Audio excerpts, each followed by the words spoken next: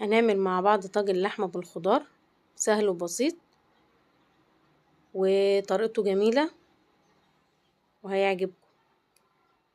بس قبل اي حاجة اللي لسه اول مرة يشوفني ياريت متابعة، وما تنسوش اللايك، والطريقة كاملة عندي على الصفحة تقدروا تشوفوها. ولو عجبكم الفيديو ياريت تحطوا له لايك، وان شاء الله استنوني في فيديو جديد.